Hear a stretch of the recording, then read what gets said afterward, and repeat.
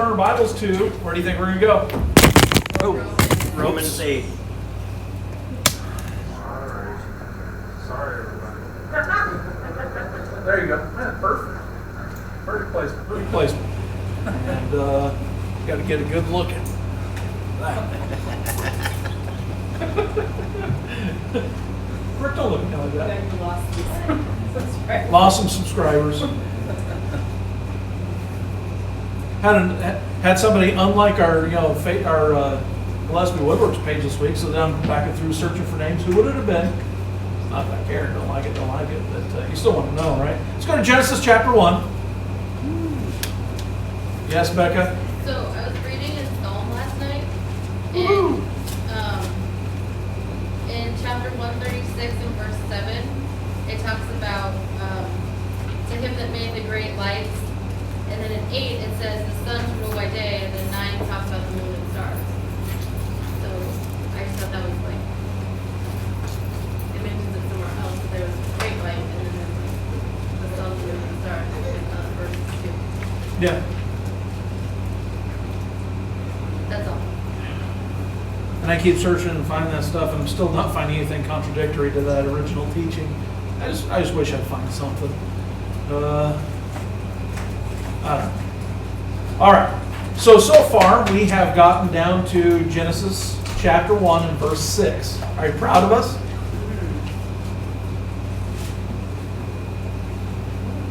All right. So, there's nowhere else to go. Angela, did you watch last week's yet? No, I did not. Are you going to? Yes. All right, because I answered your question on there. Okay. All right, let's go with day 2. Verse 6, right here, and God said, there it is again. Remember last week we covered everything that God does, He does through His Word. Whether it be your salvation, being born again, God speaks and it happens. And now watch this. Let there be a firmament in the midst of the waters, and let it divide the waters from the waters. Now, if verse 6 was the only thing we had, we wouldn't know that that's talking about a vertical displacement. So the firmament is between and divides waters. However, it cannot be land because the waters are divided and land shows on day 3. So this is illustrated then on our right here. I've handed this out for you. Again, what I think that is talking about is some version of the canopy theory. Now, if you go home and Google canopy theory, apparently you're going to get some weird stuff. I just simply say that God created the planet with on day 2, a canopy of sorts around the planet, and I believe that's what it's talking about here. But I have a question for you. Does God say that does the Bible say that God created the waters on day 2? No. They're already there. Was the rock and mud created on day 3? So, in verse 2. You're not answering my question first. Was the rock and mud created on day 3? No, it just appears. It just appeared. Right. Angela, yes? When it says in verse 2, darkness is upon the face of the deep, do you think that's water? I thought it was. Okay. Is there some reason that I shouldn't? No, I just was wondering if you did. No, that's all. And the earth was form and void, and darkness was upon the face of the deep. And then it immediately talks about the face of the waters after that. Right, because Face of the waters. because then it says God moved upon the Yes, face I of the think it's waters. Okay, me too. Okay, good. We're on agreement. All right, so up here on the TV, you see that illustration. Look at verse 7. And God made the firmament. And so the firmament, remember, is dividing the waters from the waters. Or we would call it maybe atmosphere. And divided the waters which were under the firmament. So that would be the waters covering the earth from the waters which were above the firmament, and it was so. Now, a couple things to point out here with this. This understanding has changed through time. I'm going to show you some illustrations of what people who have actually read Genesis chapter 1, when I say actually read Genesis chapter 1, a lot of people actually read chapter, but you actually get into it and start thinking about it. When a lost person picks up the Bible and tries to read Genesis chapter 1 and kind of looks at it with an open mind instead of, not an open mind, but looking at it to find the details in order to shoot you down, it's funny what they come up with. And it's just interesting. I'm going to show you some of the illustrations. I'll show you a couple of illustrations of what the Hebrews originally thought. So these would be the waters in the canopy covering the earth. This canopy explains many things. Okay, so you understand what I'm saying so far is that the waters, originally the earth was nothing but water on the surface. And so then God divided those waters and brought some of them up, and there was a canopy of sorts. And the canopy, and in between the canopy and between the water on the planet, that was the firmament. Okay? And so what this canopy would do is, it would do many things. First, there'd be no UV rays. Yesterday, I helped Harper move. I also moved 2 couches for the Hunter family. And, by the way, nobody's going to watch this. I've abused my power as pastor, as commander. Matter of fact, I can't say it on recording. There's a couch over there, briefly.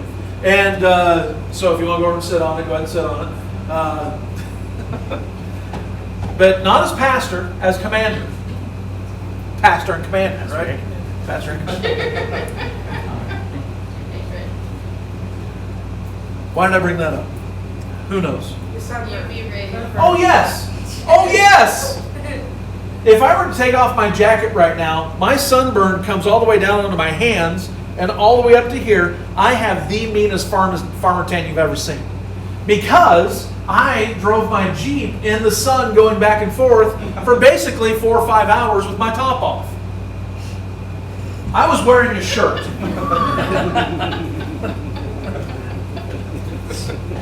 And it wasn't even dry, your Jeep naked Dick. Remember that? Yeah. On Facebook? Yeah. When you posted that picture on my wall? You're not trouble. By who? Me.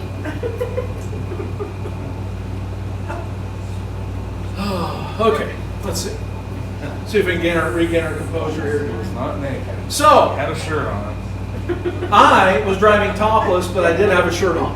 Let's just go ahead and stick with that. Thank you, Angela.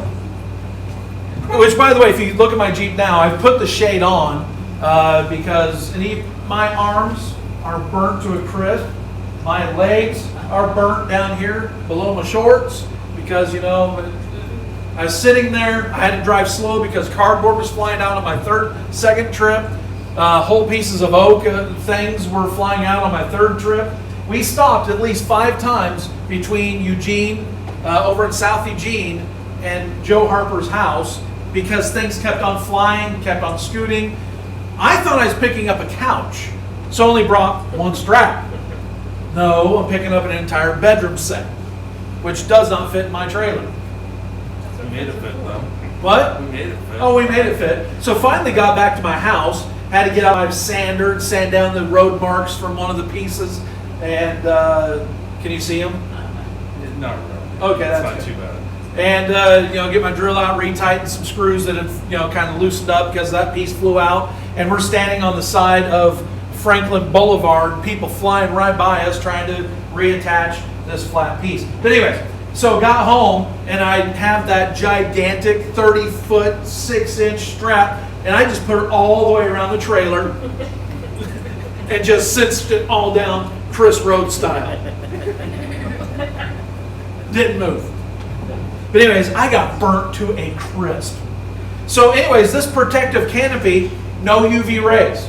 And so people's skin would last. There'd be a constant temperature all over the planet. There'd be no seasons. Because remember, seasons didn't start happening until after the flood. The Bible says so. There would be a perfect atmosphere. So that means the planet would be 65 degrees, 30% humidity all the time. Actually, the humidity is probably pretty higher, pretty high because remember, you have a mist coming off of the ground in order to water the plants. So, when dinosaurs existed, this canopy also explains why and when the dinosaurs existed, why they no longer do. This perfect ecosystem could facilitate very large plants. Large plants facilitate larger animals. Larger animals also then facilitate other larger animals. And lizards are the only animals that grow until they die. Adam and Eve lived to how old? I don't remember off the top of my head, 968? What was Methuselah was 979? 969. 969. So Adam was shorter than that. But lived over 900 years, and people are, how can humans live that? Well, because they had a protective barrier on the planet, and the earth was a perfect place to live, and their genetics were next to perfect. That's why, we're going to get into some stories in Genesis that are going to make your skin crawl. Like where the Edomites came from, where the Ammonites came from. That's not going to be a fun story to tell. We're going to talk about Abraham and how he married his half-sister. Not fun stories. But, however, back in, you get back to where genetics was a more pure thing, and it wasn't until later that God said, all right, we're not doing that anymore. And then, and then it was limited to second cousins, I think. Anyways. So, but lizards then, if everything's living longer, and lizards grow until they die, they shed skin in order to grow. That's part of what they do. So all of a sudden, these dinosaurs would be getting extremely large. Imagine, 300-year-old, what are those things called? Iguana. What would a 300-year-old iguana look like? Any idea? Be a pretty scary little, looking thing. What? Stegosaurus. So, the number 3, this protective canopy also explains why we don't live as long. UV rays, now, not a constant temperature, seasons, and not perfect air. So everything that, and I should have brought it today. I'm sorry I didn't. But I have an Excel spreadsheet that shows you, so you can visualize how old everybody was. And everybody's living 900 years, 800 years, 700 years. Then all of a sudden the flood hits, the protective canopy's gone, like we said over here on the right, and then it's the regular atmosphere as we know it now. So then sudden people start, it was 2 generations and they're dying at 175, 125, and then all of a sudden somebody's old at 120. Anywho.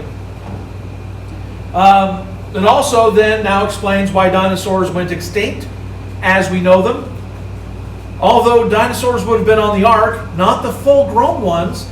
Noah didn't bring the 300-year-old iguana onto the ark. Noah took the little one in a terrarium and walked him on. Well, okay, he probably didn't have a terrarium and he didn't walk him on because God said he sent them on and shut the door, but you get what I'm saying. But see, the problem is everybody pictures that thing that we put up in nurseries that's just a little, a boat not much bigger than what you find over in Florence, and there's 2 giraffe heads poking out of it, a couple elephant heads. You're saying there's no room for anything else on there. Anyways. So lizards would die younger, thus not being as big. The ecosystem would be damaged. And so it could be said then that dinosaurs are not extinct but just don't grow as big anymore. So, verse 8, Genesis 1:8. And God called the firmament heaven. So that capital H on heaven is not because it's referring to heaven. It's because it's called heaven, as in our air, but it's capital H because it's a proper noun. Anytime God calls something something, He called the seas seas, so it's a capital S. So don't read into that capital H there. And now notice here, and the evening and the morning were the second day. All right, you ready for some canopy slides? I taught this one time, and somebody texted me a picture of something kind of goofy. I don't know, trying to discredit what I was teaching, but so what people, two of these pictures from Wikipedia, and what it says then is that this is the Hebrews version of what the world looked like at their time. No, it's not. But anyways, so looky here. So people read Genesis chapter 1, and then they thought, oh, this is what it must look like. You know, there's the underworld, there's the flat earth, heavens of heavens, ocean of heaven, and then the firmament with the stars in there. So they're looking at, 1:14 through 18, and seeing it and reading it literally just as we would. And then the pillars of heaven, they're saying from Job, that there's pillars of heaven that hold it up, and they're just a horrible mistranslation. Here's another one. So the earth is on the bottom. Do you see all that? And then Sheol, or Middle Earth, whatever, there in the middle. And then the great deep is actually underneath everything. And then the windows of heaven, you see those on the side. Here's somebody else's early depiction.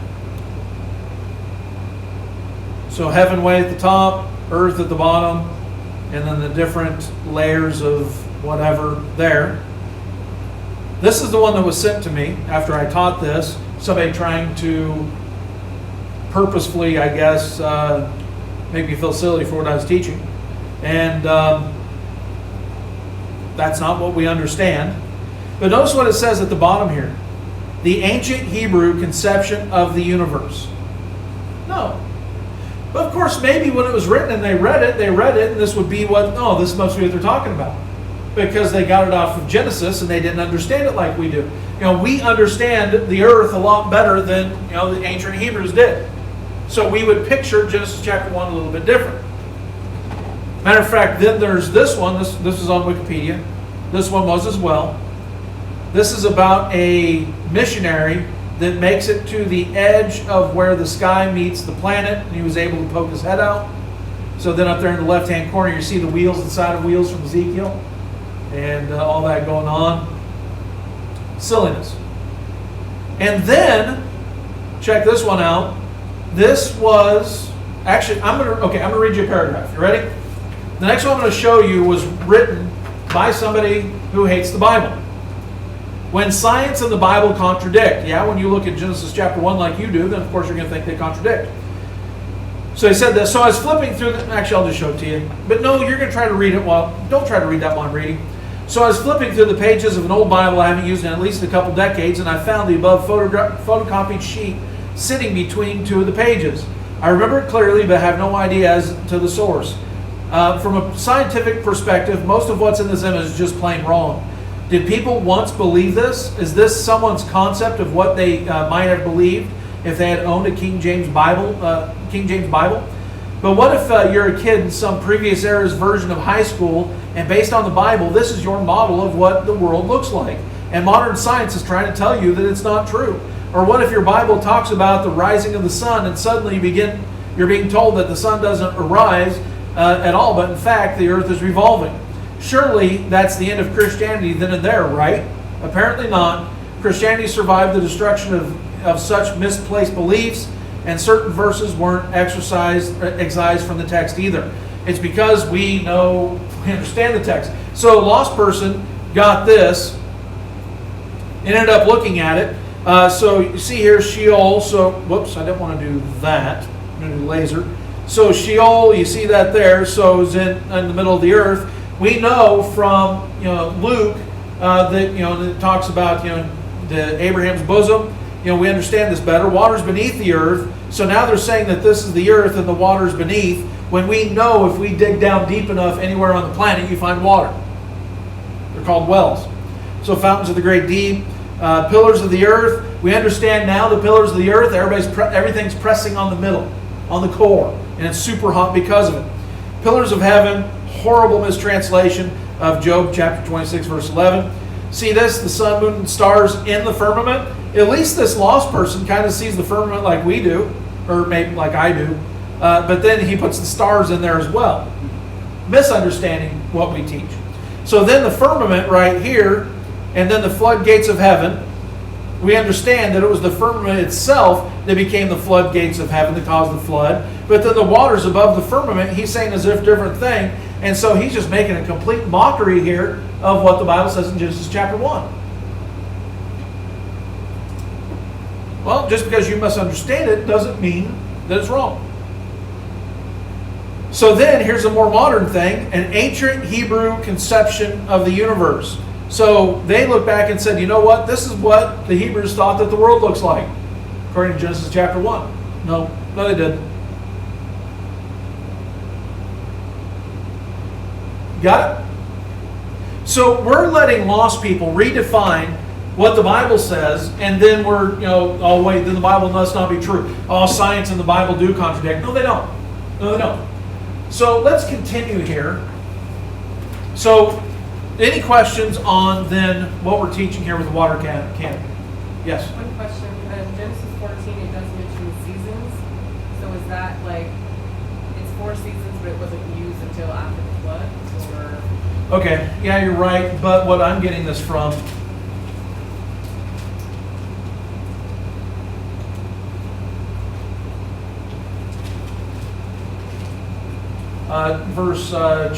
Genesis 8:22. While the earth remaineth, seed time and harvest, and cold and heat, and summer and winter, and day and night shall not cease. So that, then we're talking about summer and heat. And when I say seasons, I think I'm talking more about that than what that season's talking about there.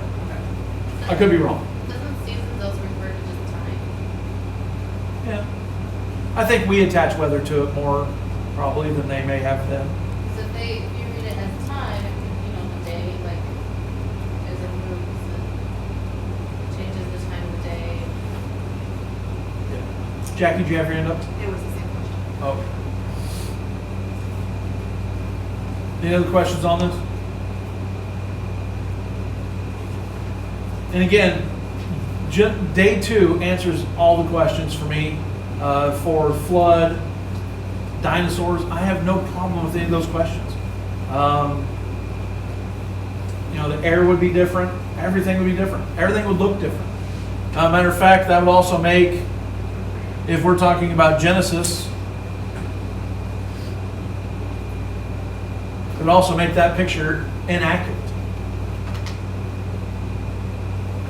Because now we got cloud cover and no protective, canopy. Do I need to show you again that it didn't rain before the flood?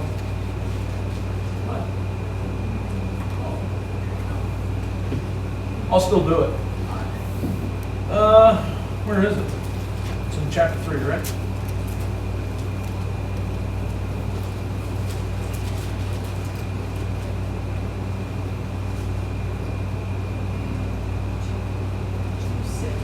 Six. 2:6. Thank you. 2:6. But there went up a mist from the earth and watered the whole face of the ground. So there was no weather cycle as we know it. Imagine you're walking around and your feet are just kicking through a mist. The humidity doesn't sound good, does it? Guess you'd be used to it, but I'm sure it was 100% perfectly comfortable.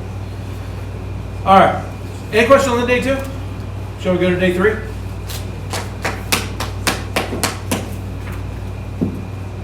All right, day 3. Verse 9. And God said, there it is again, let the waters under the heaven be gathered together into one place, and let the dry land appear. And it was so. So land appears. Was land created on day 3? No. It's when it appeared. Verse 10, and God called the dry land earth, and the gathering together of the waters called he seas. So you see capital E, capital S. It doesn't mean anything that they're capital or capitalized. So then we go back to verse 5, light, day, and called darkness he called night. Capital E, capital N mean nothing. Verse 11, and God said, let the earth bring forth grass, the herb yielding seed, and the fruit tree yielding fruit after its kind, whose seed is in itself upon the earth, and it was so. So, I want to make a point here about the fruit. So God created the fruit, and it then grew from the seed that's in itself from that day until now. Just like we talked about, we are reproductions of Adam, many generations separated. And like we mentioned, I don't believe that my flesh was created, but it was part of the process. However, the person I am, my soul was. So, what we find here, whose seed is in itself, we have the manner of reproduction given. So reproduction was set in place then. So, the prerequisites in God's eyes for something to be a fruit. Are you ready to debate? So, in God's eyes, a fruit is something that comes from a tree. Its seed is in itself, and it's above ground. A squash and a pumpkin, according to God, are fruits. So it's a character, corn. So is what? Corn? Yeah. But now, see what's happening. The only reason I bring this up, remember, God has different classification than we do. I'm not going to go around and, hey, why isn't your squash in the fruit section? But it's considered from the tree. But that's just like plant. It's a vine, Plant tree. above the ground with seed in it. You said tree It's first. a tree. The tree's an Jack, option. you do me a favor, roll your eyes for me. Thank you. Yeah, go. Thank you, Sophie. Tomatoes. Yes, Ashley? So, are you saying that, like, by the Bible standards, a vegetable would basically be like roots, Yes. just roots? Just roots. So just like Joe mentioned, so tomato, according to God, would be a fruit. But now watch. God classifies differently than we do. That's what you have to remember. We changed it. Nothing wrong with that, but that doesn't mean God is wrong. The Bible calls bats birds. We classify bats as mammals. But God classifies animals by locomotion, how they get from one place to another, not by whether they have, fur, feathers, or how they feed their young. We do. So, some people, the reason I'm saying this is because I've seen people mock the Bible for calling the bat a bird. Well, we changed the classification. It's kind of like we lowered the standard for a hurricane, to be a Category 5.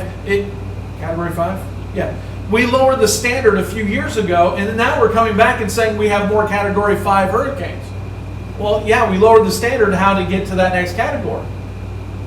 So when God says in one place that Jonah was swallowed by a fish, and another place that Jonah was swallowed by a whale, we're not worried about it because God considers everything that swims fish.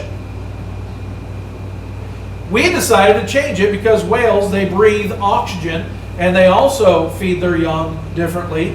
Their young are also born alive, not by eggs. So we would call them, a whale's a mammal and a fish is a fish. So people mock the Bible for this. But now we go and change it and look back at God and mock Him. You can't do that. It's like unicorn. Oh man, the King James Bible talks about unicorns. Yeah, it does. But what you see on a picture is a unicorn, this white horse with this thing sticking out the middle of his forehead. That is then what we invented and called a unicorn. That is not what the Bible is talking about a unicorn. It's the stupidest thing. But if you want to find fault with the Bible in that, it's because you're looking for it and you're not being smart. It's all about classification.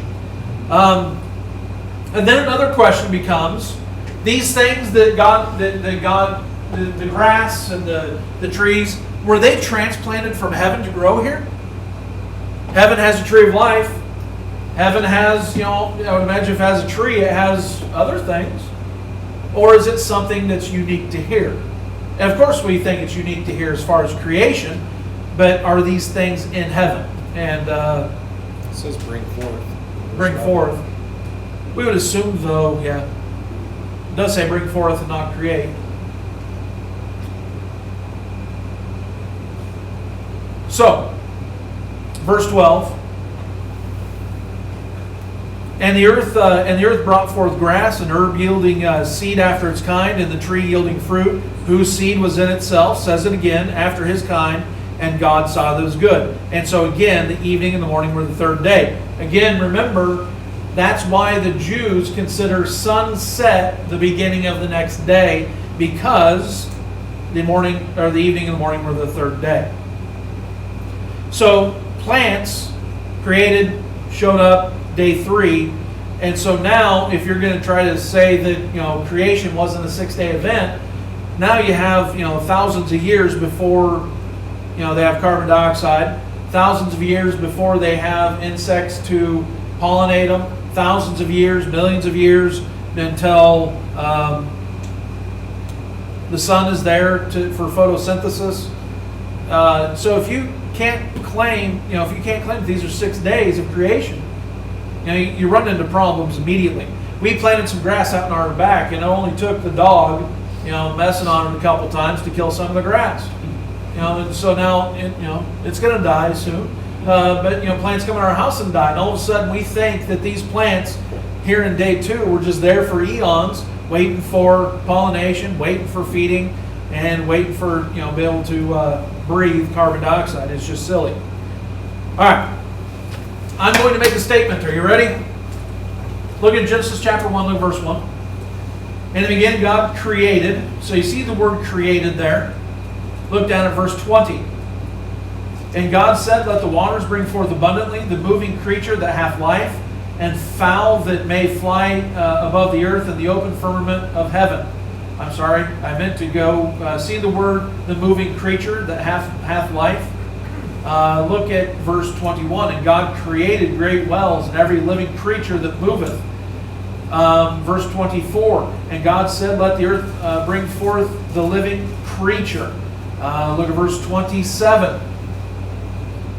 And so God created man in his own image. The interesting thing here is everything in verse 1 is summed up as God's creation. Everything. The universe, everything is summed up.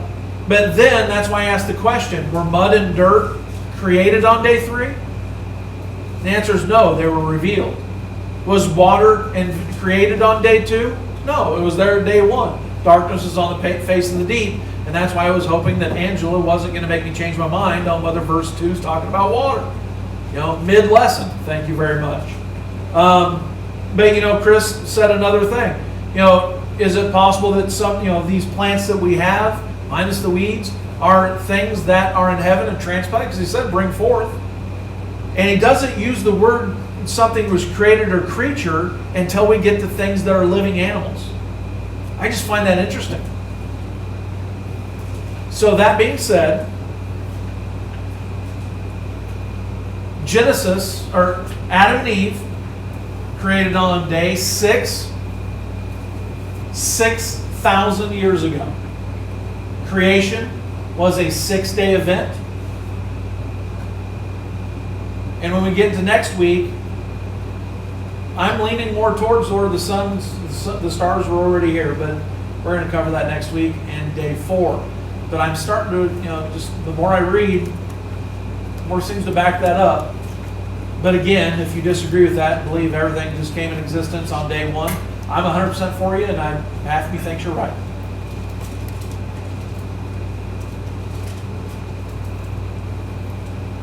Again. Yeah. Did your hand go, Kevin? No. Scratching? Dan, did you get an address? Where? Eugene? 3755 Main, right across from that giant Oh. Okay, good change. And by the way, that's not why your study's shorter today. It's just that's day 2 and day 3. Day 4 is going to be interesting. Day 2, day 3. Again, we're talking day 2 was 6,004 years ago in a few days. Matter of fact, Ushers, did you notice that Ushers, you went and ordered Ushers annuals. Did you notice it puts a specific day on creation? You open it up and it says, I think it was a Thursday. Didn't it? I don't remember. Yeah. Well, yeah. Well, you can't remember the whole Ushers annuals of the world? But I thought it was interesting. I forget what day it was, but he actually puts a day on it. I'm thinking even he probably, I'm not sure about this, but Oh yeah, I think you're right. He's really big on those dates. yeah. In providing those. I wonder if he has that's what we need to do, find an opinion of when he thinks that Cain and Abel were born. I'm gonna have to look that up. I don't know, I haven't thought of that before.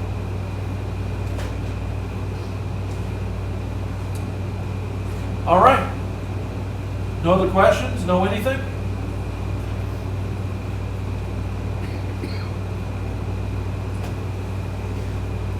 Anybody in strong disagreement? Glad to hear it. You see, What? I was gonna send it to you, but have you seen Do not send it to me. the picture where when they talk about that it's like a triangle and heaven is at the top, like where God lives, and the sides are the sides of the north? Okay, send that to me. Okay. Because then it talks about the lake of fire is at the very bottom, and there's all these levels, but yet where we are is, you know, like our galaxy. I'll send it to you. Is it a Mormon thing? No. Sounds Masonic.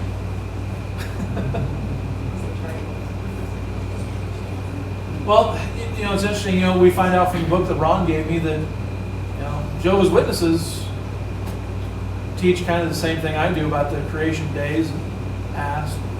At least they did back in the 50s and 60s. All right. I guess that's it. Was it cool enough in here for you? Thank you, Joe, for coming over and turning on the air on your way home from work. Appreciate it.